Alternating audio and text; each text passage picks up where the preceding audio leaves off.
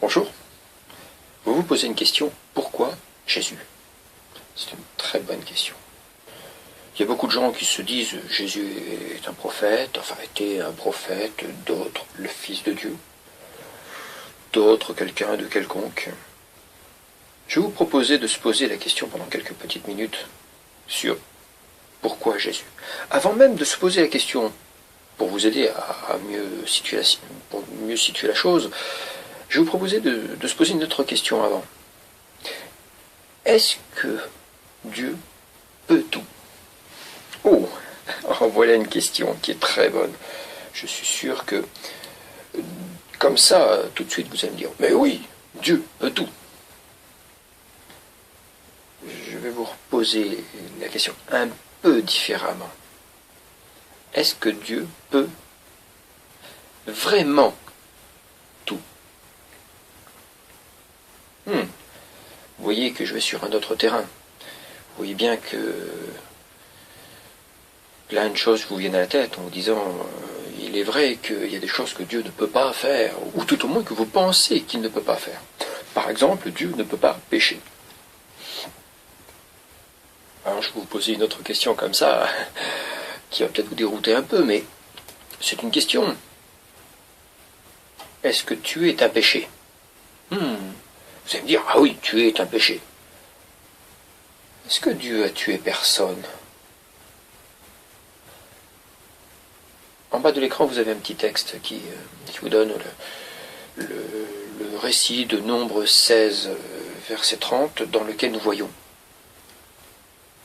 que Dieu a tué des gens, oui. Est-ce que pour Dieu, tuer est un péché? Non. Mais tout de même. D'ailleurs, c'est un petit peu comme si je vous disais, est-ce que séquestrer quelqu'un est un délit? Est-ce que c'est interdit de séquestrer quelqu'un? Vous allez me dire, oui, bien sûr, c'est un délit. On n'a pas le droit d'empêcher quelqu'un de sortir, de séquestrer, donc c'est interdit par la loi. Mais en même temps, lorsque l'on est gardien de prison, on n'est pas au-dessus des lois.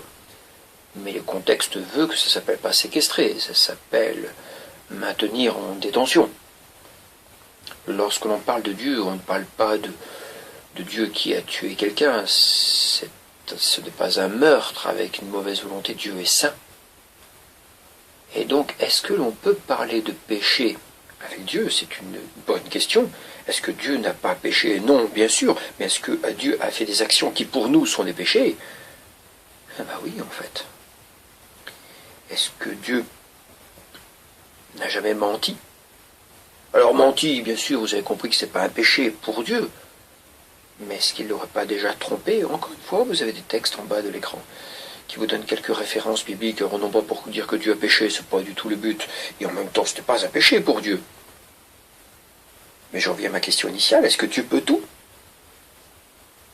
Oui, Dieu peut tout. Certaines personnes vont même jusqu'à dire, non, Dieu peut tout, sauf avoir un fils. Jésus, donc.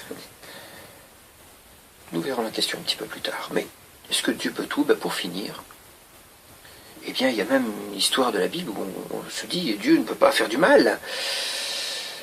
Et pourtant, dans 1 Samuel 16, 14, nous voyons Dieu faire du mal au roi Saül. D'ailleurs, un autre jeune, qui deviendra roi plus tard, va venir le soulager au travers de la musique. Et est-ce que Dieu peut faire du mal? Oui.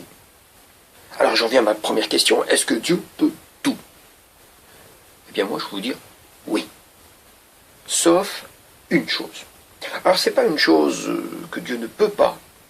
Il y a une chose que Dieu ne veut pas. Et ne pas vouloir, ce n'est pas ne pas pouvoir, mais il ne veut pas, il ne supporte pas. Je vais vous proposer de vous expliquer, vous allez mieux comprendre la situation. Par un simple dessin. Et vous allez comprendre très facilement là où je veux en venir. Alors, voilà, je fais mon petit dessin. Voilà, tout simplement. Hop, voilà. Et hop. Et je vais vous demander ce que c'est pour vous. Voilà, tout simple. Voilà le dessin. Alors, vous allez me dire, a priori c'est une fleur. Vous avez raison. Enfin non, vous avez tort. Ce n'est pas une fleur. Oui, ça représente une fleur, vous l'aviez vu. Hein. Mais en fait, vous venez de tout résumer. Vous venez de résumer pourquoi Jésus vit juste en disant que c'est une fleur. Parce que Dieu peut tout, il y a une chose que Dieu ne veut pas. C'est un petit peu ce que nous sommes en train de revoir là maintenant. C'est-à-dire qu'en fait, ce n'était pas une fleur. C'est une grande feuille blanche avec une fleur dessus. Et nous, la seule chose que nous avons regardée, c'était la fleur. Bon, si belle soit-elle, elle est beaucoup moins belle que cette grande feuille blanche. Et Dieu, la seule chose qu'il ne veut pas, c'est d'être à côté de gens qui vont lui faire des tâches, qui seront des tâches à côté de lui. C'est-à-dire que concrètement, Dieu est dans le ciel, et ce qu'il ne veut pas, c'est lorsqu'un ange vient le voir, au lieu de le regarder, au lieu de regarder la grande feuille blanche, au lieu de regarder sa sainteté, on regarde la fleur. Je vais vous prendre un autre exemple qui sera peut-être encore plus clair. Imaginons que nous soyons dans un mariage. La mariée est magnifique. Elle est blanche, avec sa belle robe blanche magnifique. Bon. Et elle fait une tache. Une tache sur sa jolie robe de mariée. Et bien sûr, vous avez compris, la tache est bien visible. Et là, qu'est-ce qui va se passer? Il y a tous les invités, au lieu de regarder la beauté de la mariée, au lieu de voir sa belle robe blanche, que regardent-ils? La tache. Et tout le monde est comme ça. Et malheureusement, dans le ciel, c'est ce que Dieu ne veut pas. C'est d'être avec quelqu'un à côté, qui soit une tâche. Parce que si un ange vient voir Dieu, si le diable vient voir Dieu, un peu comme dans l'histoire de Job, eh bien qu'au lieu de regarder la puissance de Dieu, la sainteté de Dieu, eh bien que la personne qui vient voir Dieu, l'être qui vient voir Dieu, ne regarde que la tâche qui est à côté. Aussi belle soit-elle, la tâche. Bon, ma fleur n'est pas terrible, mais aussi belle soit la tâche, ce que Dieu ne veut pas, c'est qu'on regarde à côté. Et c'est tout le résumé de pourquoi Jésus. J'y arrive. À un moment donné, donc, Dieu se rend bien compte que l'homme, c'est l'homme. L'homme n'arrête pas de pécher, qu'il le veuille ou qu'il ne le veuille pas. Dès le début, il pêche. Dès le début, il n'est pas conforme à ce que Dieu veut. Dès le début, l'homme n'est pas saint, l'homme n'est pas blanc. Et quand il se met sur une feuille blanche, la seule chose que l'on voit, c'est la tache. Et donc Dieu ne peut pas accepter d'être accompagné de ces tâches. Donc, dès le début, Dieu va donner des lois. Ces lois que nous rencontrons dans l'Ancien Testament, et l'objectif de l'ensemble de ces lois, ont été de gommer la tâche. De gommer les tâches. Des gens ont péché, ont menti, ont fait des choses, et Dieu dit, en faisant telle action, en faisant telle chose, on va gommer la tâche. Pour que lorsqu'on va dans le ciel, si l'on va dans le ciel, eh bien, Dieu puisse nous accueillir à côté de lui, parce que lorsque les êtres viendront le voir, ils ne verront pas les tâches, mais verront la splendeur de Dieu. Et Dieu avait donné ses commandements, et l'homme est tel qu'il est, la nature humaine est telle qu'elle est, ça n'a pas marché. Et à un moment donné, la Bible va dire que Dieu va crier dans le ciel. Il va crier dans le ciel, on retrouve ça dans Ésaïe, chapitre 6, verset 8, vous avez le texte en bas de l'écran. Et Dieu va crier dans le ciel et va dire, qui enverrai-je? Alors, certaines personnes vont dire, le texte ne dit pas que Dieu crie dans le ciel. Mais le verset juste avant nous dit qu'il y avait un vacarme. Les êtres célestes criaient dans le ciel, gloire à Dieu. Et à un moment donné, Dieu dit, qui enverrai-je? Et je vais me permettre d'extrapoler un peu, si vous me le permettez. Lorsque Dieu dit ça, ça fait un petit peu comme dans une classe. Vous savez, dans une classe, le professeur va dire, qui va venir au tableau? Et là, d'un seul coup, tout le monde baisse la tête en train de dire, oh non, pas moi, pas moi, pas moi. Je pense que dans le ciel, ça s'est passé comme ça. J'extrapole un peu parce que la Bible ne dit pas que ça s'est passé exactement comme ça. Elle dit juste que Dieu a crié, qui enverrai-je? Et que, bizarrement, il y avait du vacarme, et que d'un seul coup, il n'y a plus de vacarme.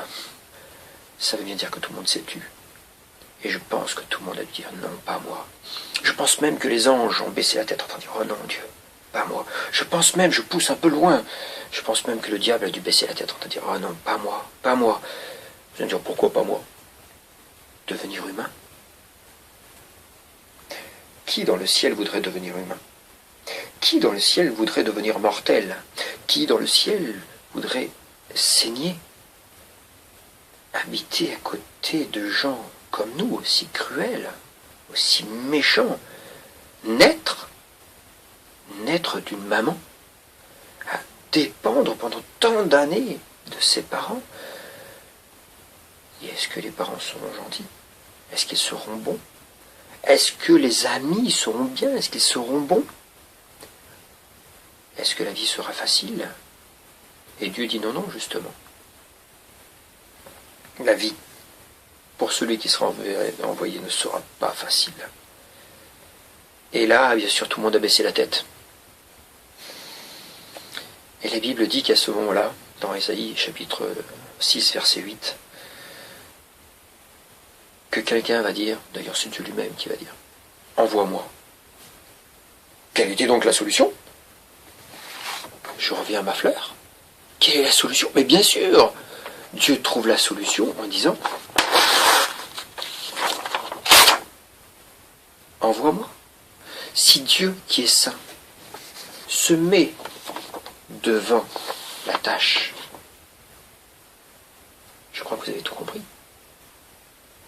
Les êtres célestes, quand ils viendront voir Dieu, qui verront-ils? La splendeur de Dieu, la beauté de Dieu, la sainteté de Dieu. Parce que nous, les tâches, pourront être derrière ce personnage saint, Jésus. Mais fallait-il venir sur terre? Et d'ailleurs, avant de venir, tout est annoncé, en disant ce qu'il allait souffrir, comment il allait être maltraité, comment les humains allaient s'acharner sur lui, qu'il allait même aller en mourir dans d'atroces souffrances, qu'il allait porter le péché du monde sans avoir le droit, lui, d'être taché.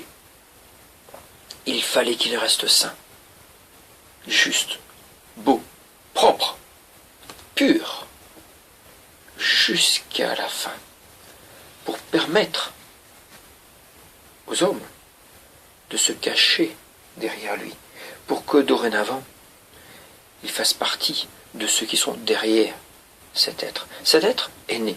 Cet être s'appelle Jésus. Y avait-il quelqu'un d'autre à mettre? Y avait-il d'autres solutions? D'ailleurs, Dieu dit qu'il a mis le sommet à son amour jusqu'à s'envoyer lui-même. Une autre question, dites-moi. Sur terre, il était donc fils de Dieu, fils de l'homme. Et il aurait pu user de puissance, de tout ce qu'il voulait. Il aurait pu être roi, roi de la terre, immortel. Il aurait pu se rendre immortel. Aurait-il pu cacher s'il lui était devenu arrogant, cupide, bref, s'il lui était devenu taché lui-même? Et donc la Bible dit que non seulement il n'a pas fait ça, mais il a été invisible. Enfin invisible. Comme tous les autres. Et il a été jusqu'à faire du bien. Jusqu'à guérir. Aimer. Se donner. Il a été jusqu'à souffrir. Souffrir à la croix. Oh, il y avait d'autres personnes qui sont mortes par des supplices. Mais lui l'ont torturé. La Bible dit que les tortures ont été loin. Mais les textes historiques nous disent bien plus que ça. Ils nous disent que ce qu'était réellement le supplice de la croix. Et nous, on essaie d'arranger un petit peu la chose en se disant, oui, c'est un supplice, et puis en même temps, c'était une mort. Non, à l'époque, ils étaient nus sur la croix. Lui, il a été fouetté comme ça, c'était impossible. Il a été massacré, ils se sont acharnés sur lui, moqués. Lui, fils de Dieu, lui qui avait tout pouvoir, il a accepté. Il a accepté parce que pour rester blanc, pour pouvoir cacher la fleur, la tache, ceux qui iront dans le royaume de Dieu avec lui, il fallait qu'ils restent blancs jusqu'au bout. Et la Bible dit qu'il était blanc jusqu'au bout. Bah, vous allez me dire, il aurait pu cacher tous les humains. Il aurait pu... Non, du tout. Il est hors de question d'avoir des taches, mauvaises taches qui soient cachées derrière Jésus. Concrètement, ce qu'il va faire, c'est, ou plutôt ce que nous, on pourrait se demander ce que nous on va faire, c'est se demander, mais comment faire pour passer derrière la tâche pardon, des tâches où nous sommes déjà, pour passer derrière Jésus, pour être dans le ciel, saint et pur, sans l'être, parce que nous ne sommes pas. Il y a des religions qui annoncent que on espère aller dans le ciel, il y a des religions qui annoncent que si on est dans le ciel, c'est que Dieu l'a décidé et que Dieu va accepter d'être accompagné de tâches, aussi belles soient-elles d'ailleurs. Et un peu comme la mariée qui va dire « Oh, je me marie, autant de tâches, que personne ne me regarde et que tout le monde regarde les tâches partout, qu'on me prenne en photo avec les tâches. » Je crois que vous avez compris. Je suis désolé, si vous le pensiez. Vous ne pouvez pas aller dans le ciel. Vous ne pouvez pas être accueilli à côté de Dieu sans être saint. Et pour être saint, nous ne pouvons pas. Et si vous pensiez, je suis désolé de vous l'annoncer, vous êtes comme moi. Une tâche. Une grosse tâche. Pour moi, pour vous, je ne sais pas. Mais pour moi, je suis une grosse tâche. Sans Jésus, je suis rien. La question maintenant, ce que je vous propose, c'est de se dire, mais comment faire pour passer maintenant derrière Jésus? D'ailleurs, la Bible, elle parle de comment être sauvé. Bon, pareil, passer derrière Jésus, parce que Dieu ne nous acceptera pas dans le ciel en tant que tâche. Donc comment passer derrière Jésus? Je vais vous proposer un petit exemple. Cet exemple est dans la Bible. Cet exemple, c'est au moment de la croix. Aussi bizarre que ça puisse paraître, c'est au moment de la croix que tout nous est révélé.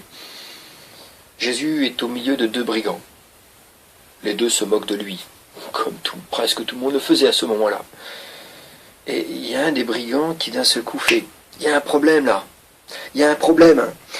Moi je suis là parce que je sais que je suis condamné, parce que je suis une grosse tâche. On m'a attrapé, je suis puni, je suis mis à mort. Voilà quoi. Et là d'un seul coup il se dit, mais celui qui est à côté de moi là, ce Jésus là, cet homme là, lui ne mérite rien. Il ne mérite pas d'être mis à mort comme ça, ni mis à mort tout court d'ailleurs. Il ne mérite pas d'être jugé. Et là, à ce moment-là, il va dire à ce personnage à côté, ce Jésus, et il va lui dire, souviens-toi de moi dans ton règne. C'est une super parole. Bon, j'ai arrangé un petit peu le texte. D'ailleurs, vous avez le texte en bas de l'écran. Souviens-toi de moi. Et Jésus, à un moment donné, va lui répondre d'ailleurs, ce soir même, tu seras avec moi dans le paradis. Ce soir même, tu passes derrière moi. Tu pourras te présenter devant Dieu, parce que tu ne seras pas devant Dieu, tu seras caché derrière moi. Et Dieu, qui verra-t-il? Quelqu'un de saint. Seras-tu condamné? Non. Pourra-t-il se condamner lui-même? Condamner Jésus? Non. Donc je suis sauvé. Et moi, ce que je vous proposais, c'est de se demander, mais qu'a-t-il fait pour être sauvé? Vous allez me dire, pour être sauvé, pour être derrière Jésus, j'allais dire chrétien. Pour être chrétien, vous allez voir que c'est une petite nuance. En fait, ce personnage, ce brigand, n'a rien fait de bien. Ni à la fin de sa vie d'ailleurs. Il n'est pas descendu de la croix pour devenir bon, pour devenir gentil, pour devenir quoi que ce soit. La seule chose qu'il a eu besoin de dire, souviens-toi de moi dans ton règne. Qu'est-ce qu'il a dit? Mais il a dit, qu'il était le Fils de Dieu. Il a dit avec sa bouche, parce que souviens-toi de moi dans ton règne, c'est qu'il venait de dire qu'on parlait du règne céleste, puisqu'il était en train de mourir, Jésus. Et deux, il a dit, souviens-toi. C'est tout simplement que Jésus va revenir.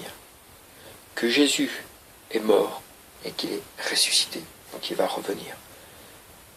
La Bible dit que celui qui confesse de sa bouche que Jésus est le Fils de Dieu et qu'il est ressuscité des morts, c'est deux choses qui le croit. Le confesser, c'est le croire. C'est pas le réciter, c'est le croire. Eh bien, il est une nouvelle créature. Certains textes disent une nouvelle création. Allez, une nouvelle création. En clair, c'est derrière Jésus. Un nouvel être. Ce nouvel être qui est dorénavant derrière Jésus. Et ça suffit. Ça suffit pour être chrétien. Pour être sauvé. La question, c'est que il serait dommage d'être sauvé, de ne pas se comporter comme ce Christ, ce Jésus-Christ. Quel dommage d'être une grosse tâche, de confesser, de croire que Jésus est le Fils de Dieu, qu'il est ressuscité des morts, donc d'être devenu une nouvelle création, une nouvelle créature, sans changer sa vie, sans dire que dorénavant, je deviens correct. Dorénavant, je vais faire des efforts. Attention, je fais des efforts que parce que je suis passé derrière Jésus. Pour que ce soit plus clair, il y en a qui pensent qu'en faisant des efforts, nous pourrons devenir saints. Et je vous donne un exemple. Un exemple qui a le mérite d'être clair. Cet exemple va vous surprendre peut-être. C'est pas grave. Comment fait-on pour être un bon mari, une bonne épouse, si vous préférez? C'est la même question. Oh, comment fait-on pour être un bon époux ou une bonne épouse? Alors là, d'un seul coup, vous allez me dire, oui, j'imagine, il faut être ça, il faut être ci, il faut être bidule, il faut être truc, attentionné. C'est des bonnes choses, hein. Oui, c'est bien. Hein. Mais je suis désolé, vous avez tort, c'est pas ça. Pour être un bon mari ou pour être une bonne épouse, il faut d'abord être un mari ou d'abord être une épouse. Parce que si vous n'êtes pas époux ou épouse, vous ne pourrez être pas un bon mari ou une bonne épouse. Je suis désolé, mais pour être un bon mari ou une bonne épouse, il faut d'abord être marié. Donc ça veut dire qu'il faut d'abord juste dire oui devant le maire, pour la France, devant le maire, et à partir de là, donc, on est marié. Et après, les étapes feront que l'on peut devenir un bon mari ou une bonne épouse. Avec Jésus, c'est exactement pareil. Dès lors où je confesse de ma bouche et que je crois, ou que je demande à Dieu de croire que Jésus est le Fils de Dieu, qu'il est ressuscité des morts, à ce moment-là, je suis donc une nouvelle création. Et c'est le premier pas. Après, il faut être un bon mari, une bonne épouse, pardon, je crois que vous avez compris. Un bon petit Christ. Alors à l'époque, les gens ne disaient pas un bon petit Christ, il n'y avait pas de nom. Donc ils disaient un petit Christ. D'où le mot chrétien, qui veut dire. D'ailleurs au début c'était une insulte. Il y a quelques années de ça c'était une insulte, parce que c'était un petit peu péjoratif. Maintenant, ça l'est beaucoup moins, mais d'être dorénavant une nouvelle création, d'être dorénavant une nouvelle créature, c'est une bonne chose. Ça nous permet d'aller dans le royaume de Dieu. Dorénavant d'être caché par Jésus. Donc d'être sûr d'aller dans le ciel. Puisqu'en fait c'est exactement ce que dit la Bible, dorénavant. Nous avons l'assurance d'aller dans le ciel. Puisque plus aucune condamnation. Plus aucune condamnation. Enfin, bien sûr, il s'agit de rester un bon mari, une bonne épouse. Il s'agit donc, bien sûr, vous avez compris, je ne parle pas d'époux et épouse. Quoique, d'être un bon petit Christ, d'être un bon chrétien, et c'est vrai qu'à ce moment-là, la Bible va parler de conversion. Nous allons décider de changer de vie. Nous allons décider de changer de cap. Donc la conversion qui veut dire carrément faire un demi-tour. Jusque-là, eh bien d'avoir confessé que Jésus est le Fils de Dieu et qui est ressuscité des morts nous permet de devenir une nouvelle création. Nous n'avons rien fait, nous avons juste cru et confessé de la bouche. Mais par contre, à partir du moment où nous sommes devenus une nouvelle création, c'est à nous le travail. Et le travail de devenir un bon mari, une bonne épouse, bon, un vrai Christ, un vrai petit Christ, donc un vrai chrétien. Et donc c'est là qu'arrivent les étapes qui nous feront grandir. Et d'ailleurs dans ces étapes, assez souvent on me pose la question, on me dit, bah oui, mais comment être un bon mari?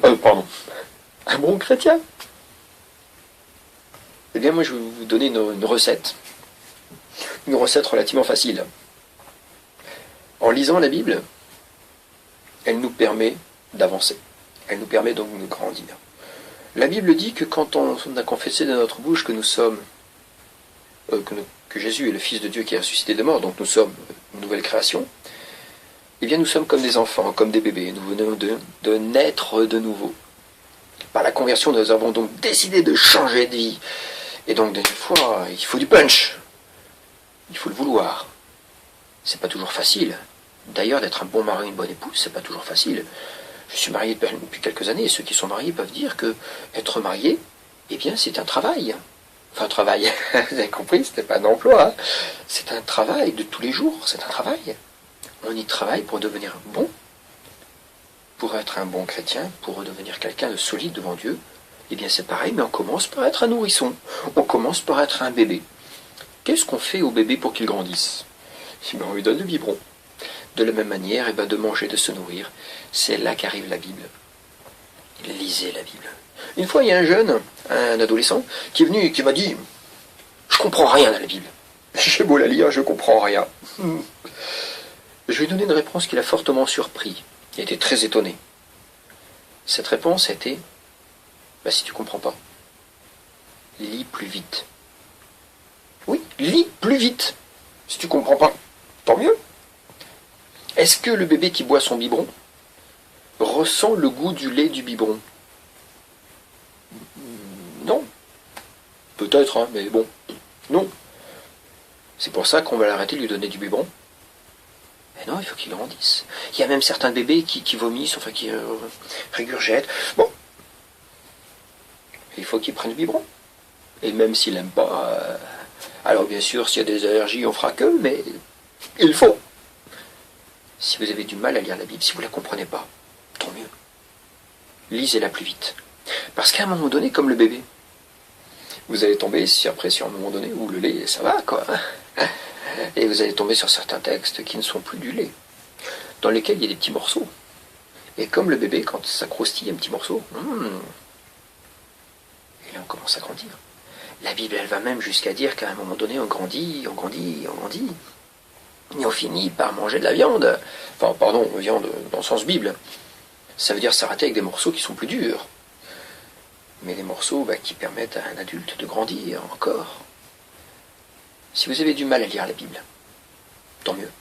Lisez-la plus vite. Si vous voulez grandir, c'est en lisant la Bible.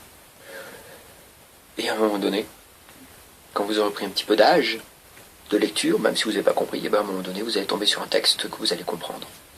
Parce qu'en grandissant, la Bible nous dit que l'Esprit de Dieu nous ouvre le cœur, nous ouvre la tête, nous ouvre l'intelligence. Et à ce moment-là, eh bien, on grandit tout simplement.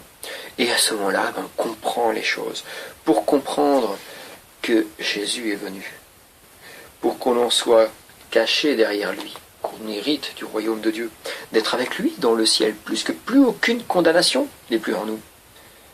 Mais tant qu'à faire, soyons de bons chrétiens, parce que non seulement nous avons l'assurance d'aller dans le ciel, puisque nous sommes cachés derrière Jésus, mais en plus, il nous annonce des récompenses. Récompenses que pour ceux qui iront, bien sûr, mais des récompenses. Et donc soyons bons, avançons, grandissons, lisez la Bible. J'espère que maintenant les choses sont beaucoup plus claires. Vous avez compris que sans Jésus,